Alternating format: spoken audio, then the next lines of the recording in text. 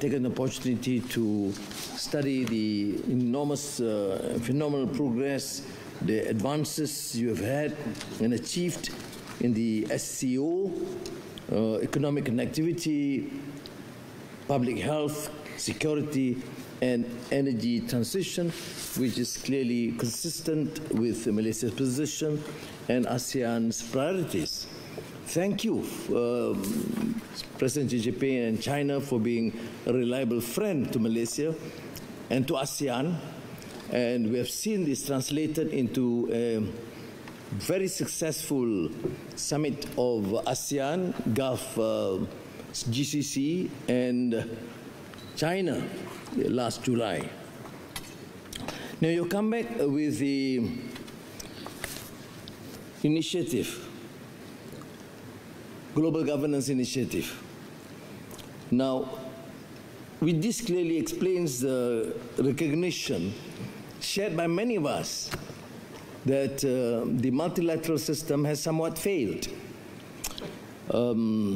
United Nations no longer is looked upon having the aspirations to even reform itself. Between the aspirations and the realities lies a shadow, and is alarming because it has caused so much disparity, atrocities inflicted with impunity. So we of course support this.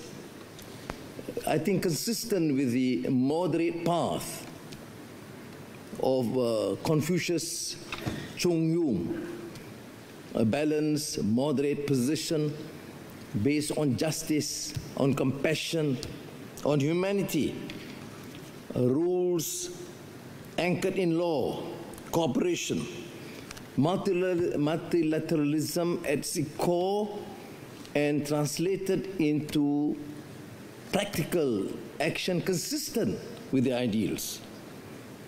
And presently, we don't have a choice. There have been a deficit of trust in the international system because of our failures. In trade, in financial architecture, in dealing with climate change, there's always this disconnect between what's being preached and the sufferings that will affect the masses, and the action that does not necessarily commensurate with the ideals. Of course, I'll be brief. I'm a newcomer here.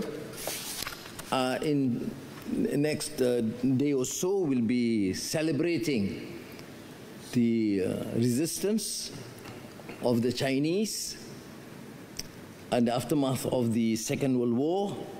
But we share these aspirations. What does it mean? It's a rejection of aggression, of arrogance of power, rejection of colonialism, imperialism, and oppression of man by man. And what does it teach us? And I think in Beijing, we'll continue to celebrate with you, but we understand fairly that this spirit must endure, because the atrocities inflicted continues with impunity. My colleagues, many of my colleagues have mentioned about the atrocities inflicted in front of our very eyes in Gaza and Palestine, killings of babies and children with impunity. Not only in Gaza and Palestine, they're affecting neighbors from Lebanon to Iran to Iraq. And the international community seems to be somewhat helpless. And that's precisely the reason why not only do I support the global initiative, but you need to do it more profoundly, more aggressively, promoting these ideals, and the support